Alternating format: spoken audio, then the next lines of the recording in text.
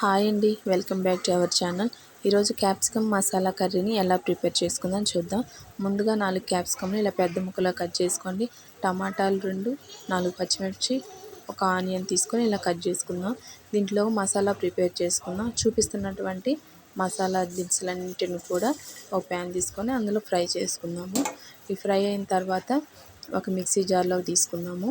ఇందులోనే నానబెట్టుకున్నటువంటి చింతపండును కూడా వేసుకుందాము. కొంచెం వాటర్ పోసుకొని బాగా మెత్తని పేస్ట్ చేసుకుందామండి. చూడండి, ఇలా మెత్తగా పేస్ట్ అవ్వాలి.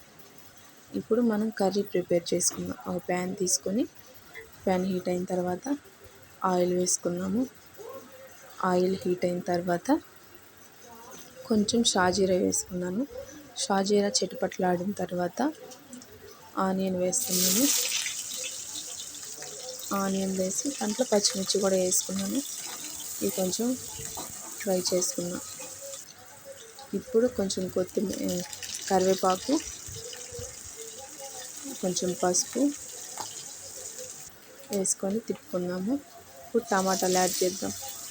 టమాటాలు యాడ్ చేసి కొంచెం మగ్గిన తర్వాత ఇందులోనే క్యాప్సికమ్ ముక్కలు కూడా వేసేసుకుందాం. క్యాప్సికమ్ ముక్కలు వేసుకొని కొంచెం తిప్పుకుందాము. ఇప్పుడు దీంట్లో కర్రీకి సరిపడినంత సాల్ట్ యాడ్ చేసుకున్నాం. మనం మసాలాలో ఏం సాల్ట్ వేసుకోలేదు కదా, అందుకని దీంట్లోనే వేసుకున్నాం. ఎంత సరిపడుతుందో అంత వేసుకొని ఇది బాగా ఫ్రై చేద్దాం. లో ఫ్లేమ్లో పెట్టుకొని ఈ క్యాప్సికమ్ బాగా మగ్గిపోవాలి ఆయిల్లోనే. మగ్గిన తర్వాత మనం ముందుగా ప్రిపేర్ చేసుకున్నాం కదా మసాలా ముద్ద, అది వేసుకొని బాగా తిప్పుకున్నాము.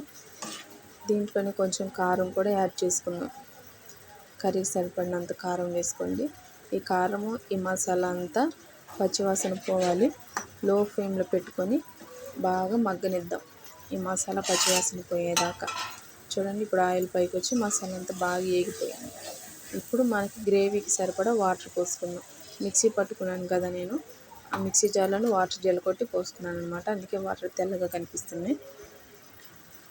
మనకి ఎంత కావాలో వాటర్ అంత యాడ్ చేసుకొని బాగా లో ఫ్లేమ్లో మగ్గనిద్దాం. చూడండి, బాగా ఆయిల్ పైపోయింది. కర్రీ రెడీ అయిపోయిందండి. ఈ కర్రీ మీకు నచ్చినట్లయితే షేర్ చేయండి, లైక్ చేయండి, సబ్స్క్రైబ్ చేసుకోండి. ఎలా ఉందో మీరు కూడా ఒకసారి ట్రై చేసి నాకు కామెంట్లో చెప్పండి. అంతేనండి, రెడీ అయిపోయింది కూర. Bye friends.